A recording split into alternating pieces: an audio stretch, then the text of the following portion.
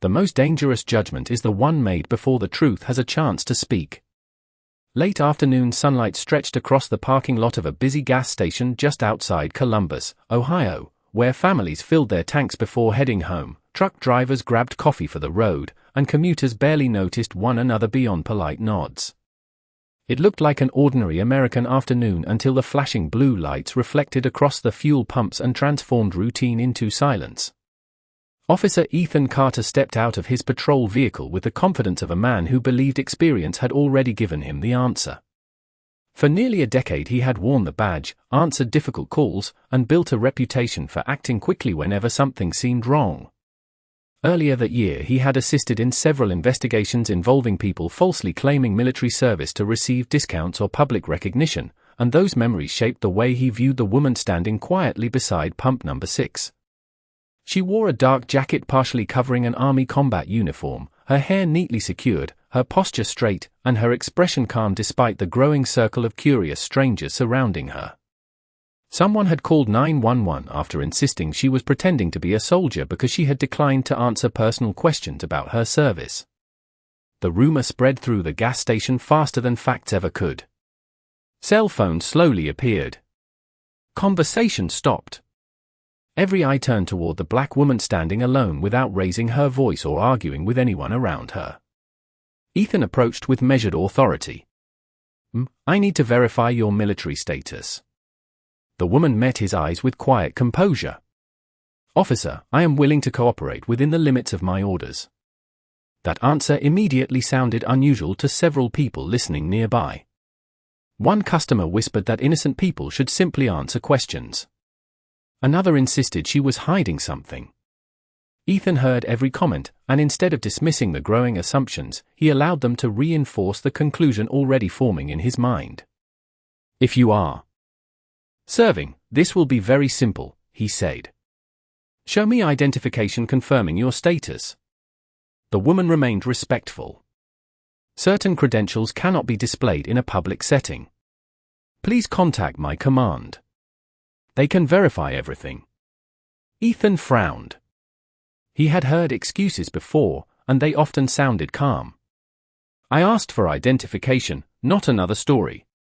She slowly reached into her jacket and carefully produced a government identification holder without exposing its contents.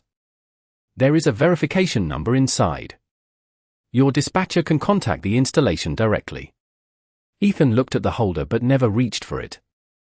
Instead, he glanced toward the gathering crowd where several people had already begun recording with their phones. The public attention created invisible pressure, making every passing second feel like confirmation that decisive action was expected. The woman never stepped away, never argued, and never challenged his authority. She simply stood still with remarkable discipline, almost as though she had trained for moments exactly like this. Ethan interpreted that calmness as rehearsed confidence rather than professionalism. "Place your hands behind your back," he instructed. A quiet murmur swept through the crowd as surprise replaced curiosity. The woman slowly complied without resistance, keeping her eyes forward. As the handcuffs clicked into place, she spoke with a steady voice that carried across the parking lot without anger or fear. "Officer Carter, before this goes any further, please contact Fort Hamilton." Ethan paused for only a heartbeat before shaking his head. "That will not be necessary."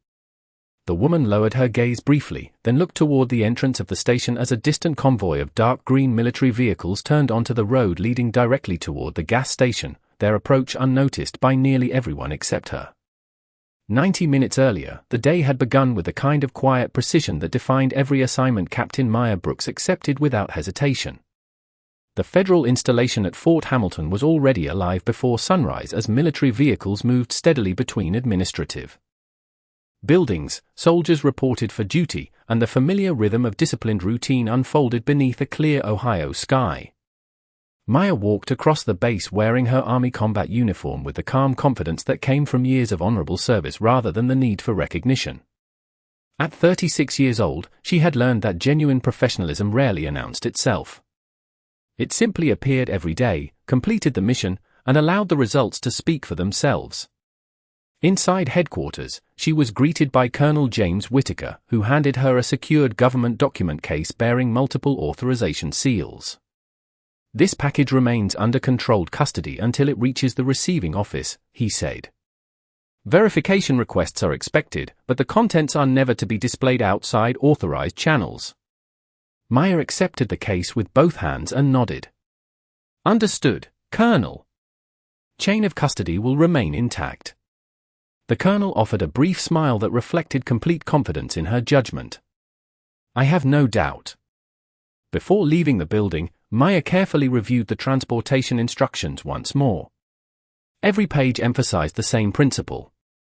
The mission depended not only upon protecting the documents but also upon following established procedures without exception. If verification became necessary, designated military contacts would confirm her identity through secure communication. No shortcuts. No public disclosure. No unnecessary risks.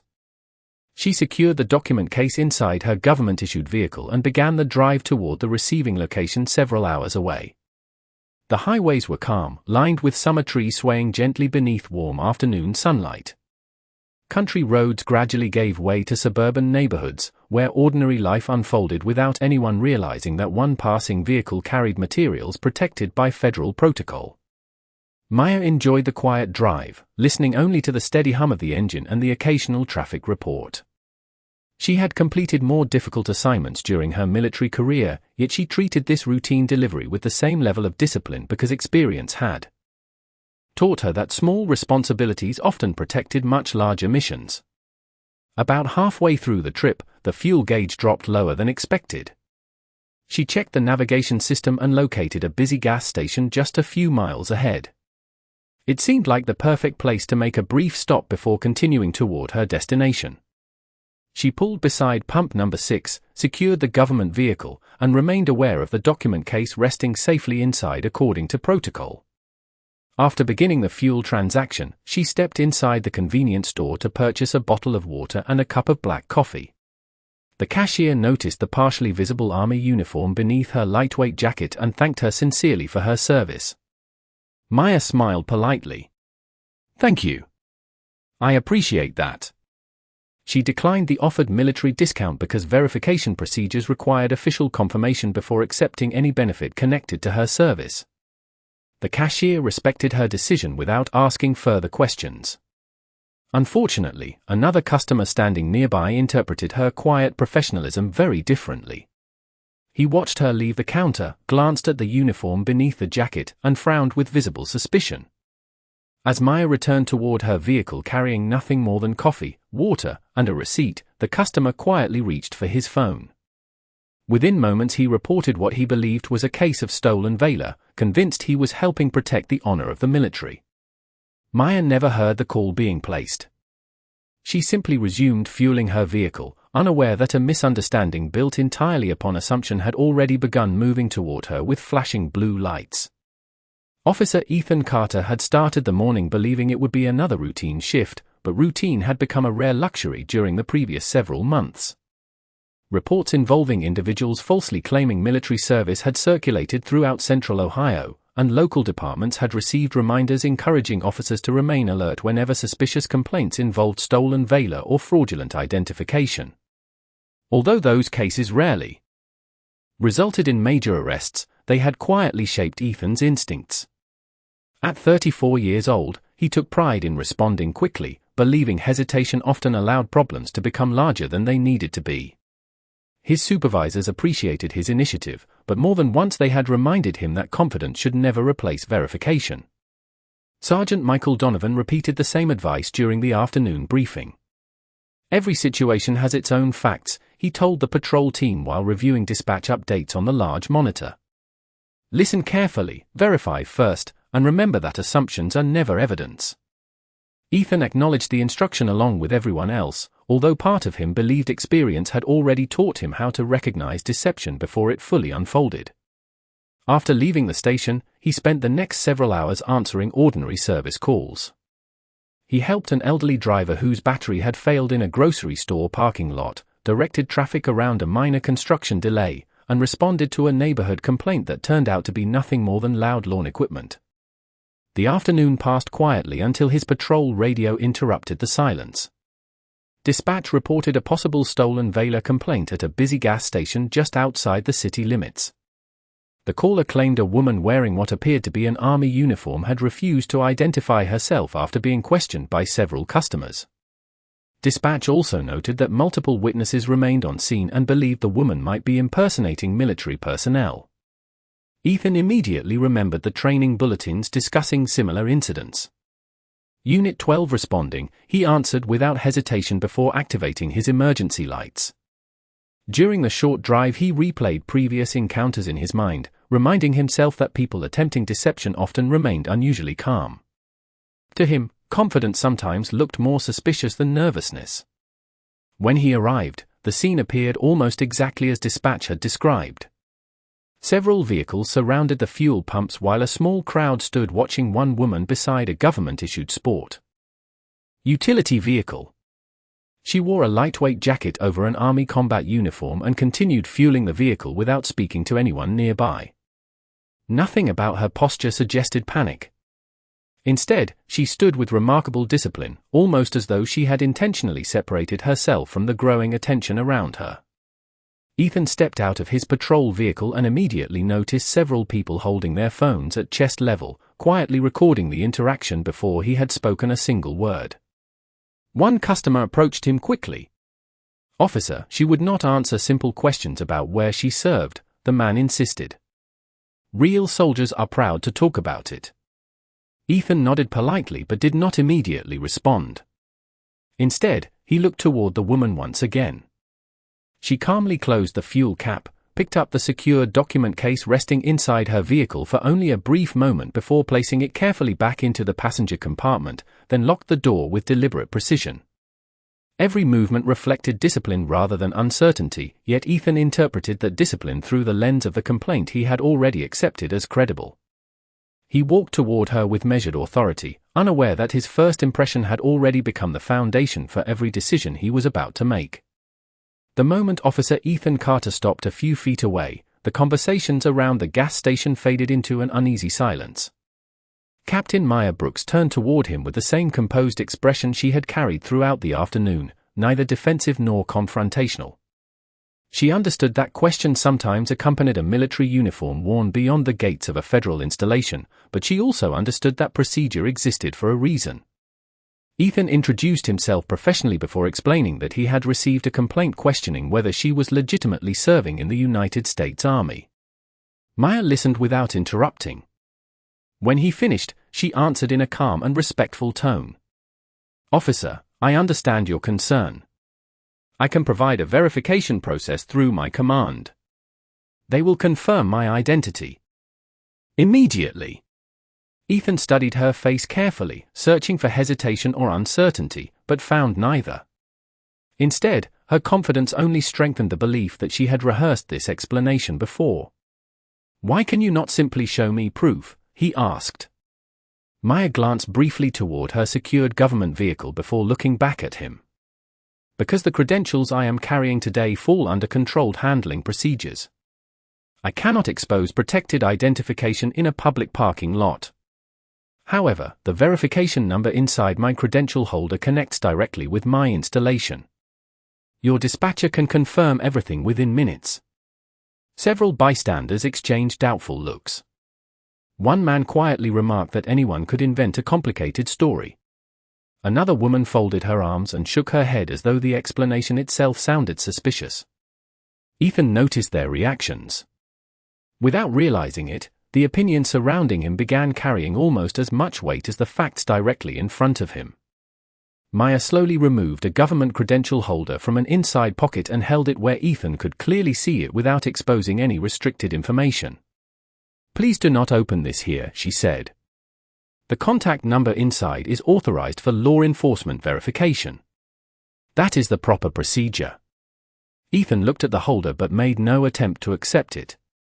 He believed that if she truly possessed ordinary military identification, there should be no reason for additional steps. "You are making this much more complicated than it needs to be," he replied. Maya remained remarkably patient.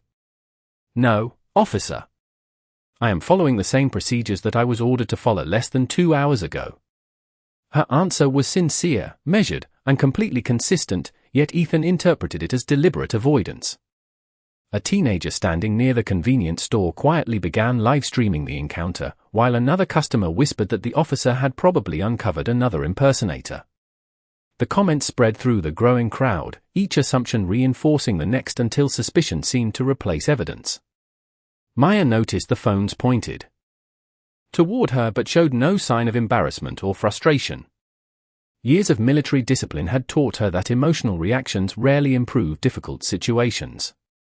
She simply repeated the same request one final time. Please contact Fort Hamilton. They will verify my assignment and my identity. Ethan hesitated for only a brief moment. The easiest path would have been making the call she requested, yet he convinced himself that delaying decisive action might allow someone pretending to be a soldier to escape accountability. He believed experience was guiding him toward the correct decision. Maya, however, recognized something entirely different. She saw an officer allowing certainty to arrive before verification. Looking directly into his eyes, she spoke softly enough that only he could clearly hear her. Officer Carter, the truth is still waiting for you. Please give it the opportunity to arrive before you make a decision you cannot easily undo. He remained unconvinced, while neither of them noticed the first dark green military vehicle turning quietly onto the road less than a quarter-mile away. Officer Ethan Carter allowed several long seconds to pass as he weighed the situation before him, but instead of reducing the uncertainty, every quiet moment seemed to strengthen the conclusion he had already reached. The growing crowd watched without speaking, their phones held steadily in front of them, waiting for whatever would happen next. To Ethan, the silence felt like expectation. To Captain Maya Brooks, it felt like another opportunity for patience. She remained standing beside the fuel pump with relaxed shoulders and steady eyes, never attempting to leave, never raising her voice, and never giving anyone a reason to believe she presented a danger. Her only concern rested inside the government vehicle parked a few feet away, where the secure document case remained exactly where military protocol required it to stay. Ethan finally broke the silence. Captain, if that is truly your rank, then you understand that I have to investigate complaints made by the public. Maya nodded respectfully. I understand your responsibility, officer. I am asking you to complete it through verification instead of assumption. Ethan looked once more toward the credential holder she still held carefully in one hand. I believe I already have enough information to act. Maya slowly lowered the holder without argument. Then I have done everything I can to help you avoid a misunderstanding. Those words lingered in the air far longer than either of them expected. Several people quietly exchanged satisfied glances, believing the conversation had confirmed their suspicions rather than challenged them. Ethan took one measured step closer and spoke in a calm but firm voice. Please place your hands behind your back while I continue this investigation. No one expected Maya to respond the way she did. She neither protested nor questioned his authority. Instead, she gently placed her coffee on the hood of her vehicle, carefully adjusted the sleeve of her jacket, and complied without hesitation. Years of military discipline had taught her that composure often carried greater strength than confrontation. The metallic click of the handcuffs echoed softly across the parking lot, followed by complete silence. Several phones immediately shifted for a clearer recording angle, while others whispered that another case of stolen Valor had finally been exposed. Maya remained perfectly still. She took a slow breath before speaking quietly enough that Ethan alone could hear every word. Officer Carter, I respect your position, but I hope you will remember this moment when the verification finally arrives. Ethan answered with professional confidence. If everything checks out, this will be resolved. Maya gave a slight nod. It will be resolved. The question is whether it will be resolved before or after unnecessary damage has already been done. Ethan guided her a short distance away from the fuel pumps, ensuring the area remained orderly while another patrol unit acknowledged dispatch and advised it was several minutes away. Without being asked, Maya volunteered one final piece of information. Inside my credential holder is a direct verification number for Fort Hamilton. Please have your dispatcher call it immediately. Ethan reached for his radio. but instead requested a routine records inquiry, believing local databases would provide the answers he needed first. The response came back exactly as expected. There was no immediate civilian record explaining the military assignment she had described. To Ethan, the absence of instant confirmation reinforced his decision. To Maya, it simply reflected the difference between civilian systems and protected military operations. She looked briefly toward the road beyond the gas station entrance. In the distance, dark green vehicles were now close enough for their silhouettes to become unmistakable. The first driver activated discrete emergency lights that reflected across the afternoon traffic, and for the first time since the encounter began, Maya allowed herself the faintest hint of relief, knowing that the truth was no longer minutes away. It had just turned into the parking lot. The convoy rolled into the gas station with quiet precision instead of dramatic urgency, yet its arrival changed the atmosphere more completely than any raised voice ever could. 3 dark green military vehicles entered through the front driveway in perfect formation before stopping near the fuel pumps. The conversations around the parking lot disappeared almost instantly. Several people lowered their phones without realizing they had done so, while others continued recording, sensing that the story unfolding before them had suddenly become something entirely different from what they had expected. Officer Ethan Carter turned toward the approaching vehicles, momentarily confused by their unexpected appearance. The lead vehicle came to a smooth stop, and a senior officer stepped out wearing the insignia of a full colonel. Colonel James Whitaker surveyed the scene with calm professionalism before his eyes settled on Captain Maya Brooks standing quietly in handcuffs. His expression did not display anger. It displayed immediate concern followed by unmistakable recognition. Without raising his voice, he addressed the nearest military police officer. "Captain Brooks is under my command. Please determine exactly what has occurred." 2 military police officers approached with measured, respectful movements. Neither challenged the local officers nor attempted to take control of the scene. Instead, they followed established procedure exactly as Maya had requested from the beginning. One officer greeted Ethan courteously. "Officer, we appreciate your cooperation. Before we proceed, may we verify the identity of the individual involved?" Ethan nodded, still believing the situation would simply confirm whether his decision had been correct. She stated she is active duty, but she would not provide identification. The military police officer looked toward Maya, who remained composed despite every curious eye surrounding her. "Captain Brooks, are you able to identify yourself through secure protocol?" Maya answered with the same calm voice she had used throughout the encounter. "Yes. My credential holder contains the verification number. It has remained unopened." The military police officer accepted the holder carefully and immediately recognized the official markings that Ethan had dismissed only moments earlier. Rather than opening it publicly, he contacted his communications specialist, who completed the secure verification through an encrypted military channel. The confirmation required less than 2 minutes. "Identity confirmed," the specialist announced. "Captain Maya Brooks, United States Army, active duty. Current assignment verified. Federal transportation authorization confirmed. Chain of custody remains intact." Those few words seemed to remove every remaining assumption from the parking lot at once. Ethan stood silently as the military police officer returned the credential holder to Maya with visible respect. Colonel Whitaker then walked toward Officer Carter with measured professionalism. "Officer, Captain Brooks attempted to direct this interaction through the correct verification process.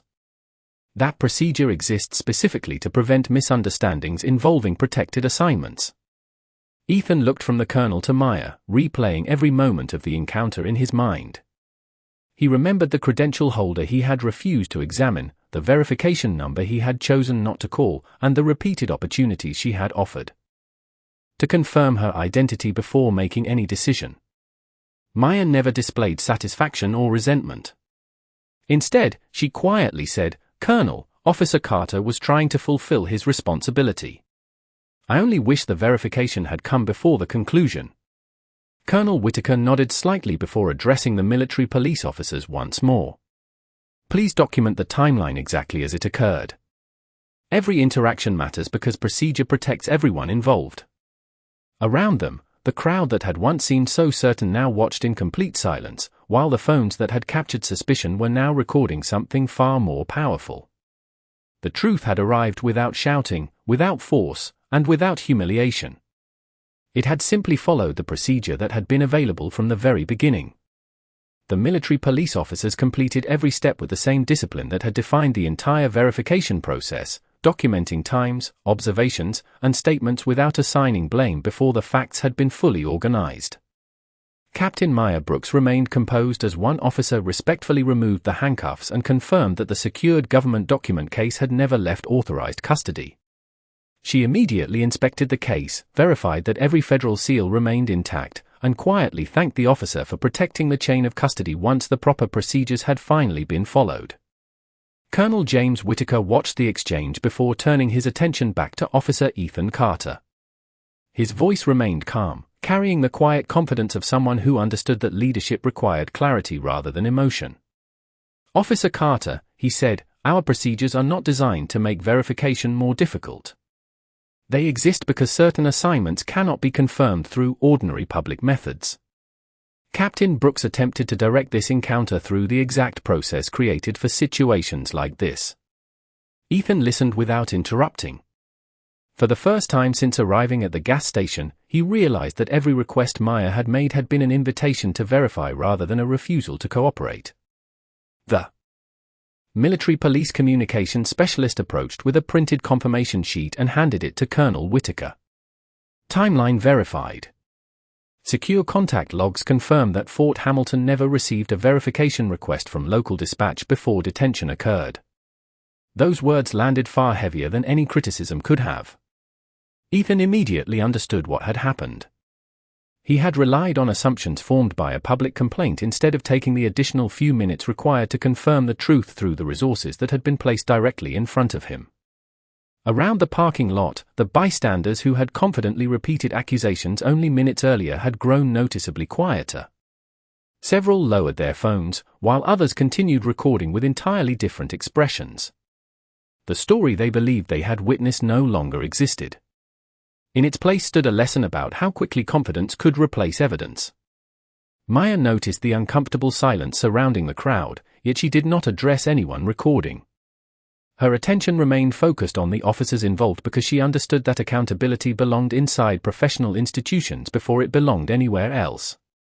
Colonel Whitaker nodded toward Ethan once more. No one expects perfection from law enforcement or from military personnel. What every citizen deserves is a willingness to verify before reaching conclusions. Ethan lowered his eyes briefly before answering with complete honesty. Captain Brooks gave me several opportunities to do exactly that. Maya offered a small, respectful nod. And you still have one now, officer. Learn from it. There was no anger in her voice and no satisfaction in proving herself correct. Her words reflected the same discipline that had guided every decision she had made since leaving Fort Hamilton earlier that day. The military police officers completed their documentation before notifying Colonel Whitaker that the transportation assignment could safely continue without compromising federal protocol. As Maya prepared to return to her government vehicle, Ethan noticed the coffee she had quietly placed on the hood nearly half an hour earlier. It remained untouched beside the bottle of water and the fuel receipt, simple reminders that an ordinary stop had become an extraordinary lesson because assumptions had moved faster than patience.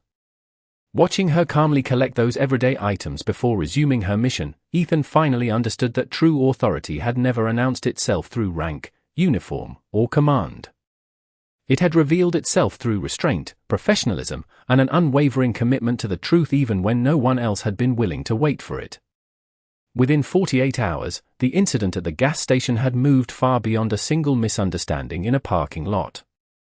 Body camera recordings, dispatch audio, civilian videos, and military verification logs were gathered into a complete timeline, allowing investigators to compare every decision against established procedure instead of public opinion. At police headquarters, Chief Laura Mitchell convened an administrative review attended by command staff, legal advisors, and training supervisors.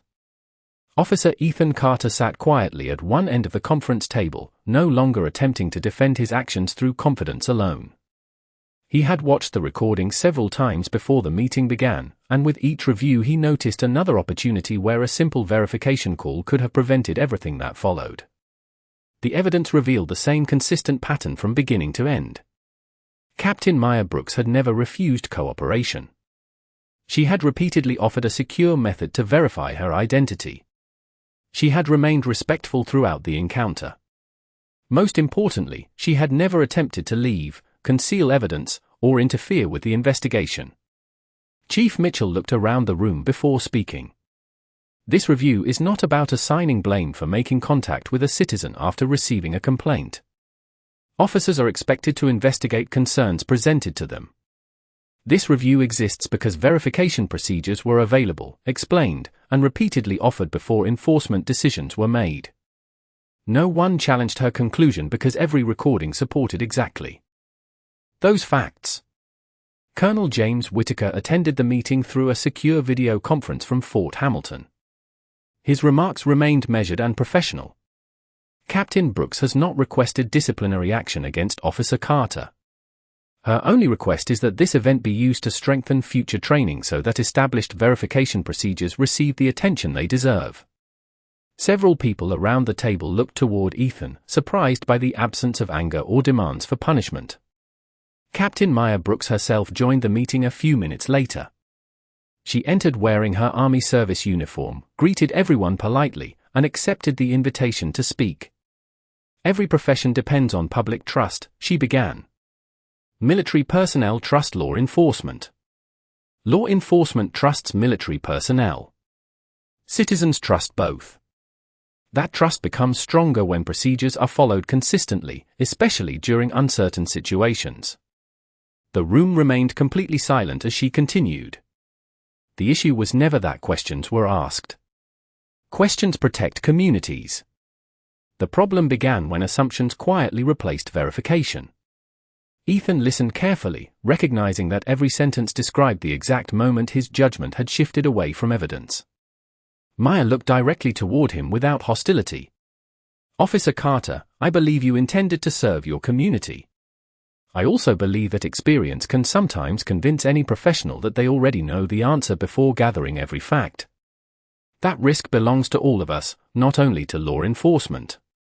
Ethan slowly nodded. You are right, Captain. I confused confidence with certainty. Chief Mitchell closed the folder containing the investigation summary and announced that the department would immediately update its training curriculum to include mandatory verification protocols whenever military or federal credentials required secure confirmation.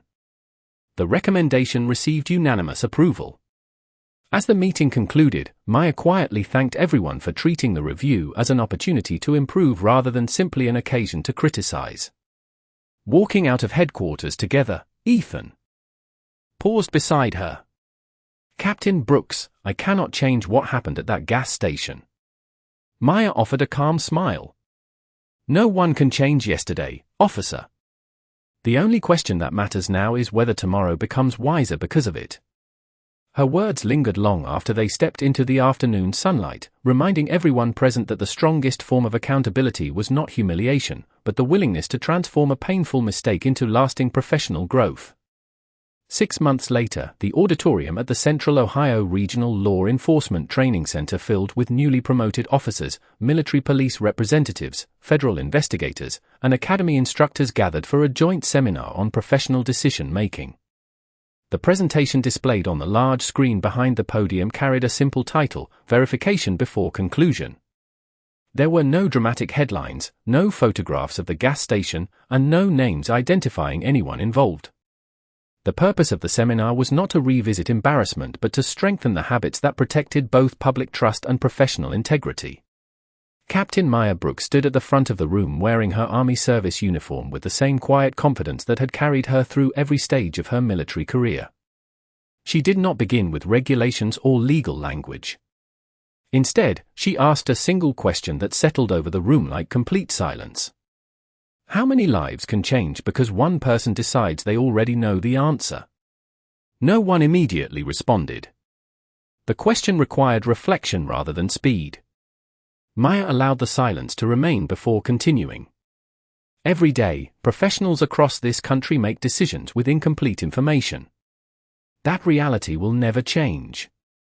What can change is whether we choose to replace missing facts with assumptions or with verification.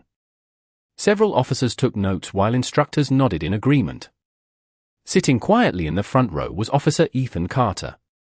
His uniform remained neatly pressed, but his perspective had changed in ways no badge could display.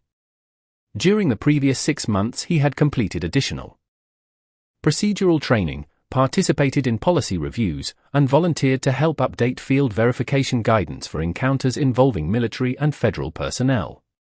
Most importantly, he had accepted responsibility without attempting to rewrite the past.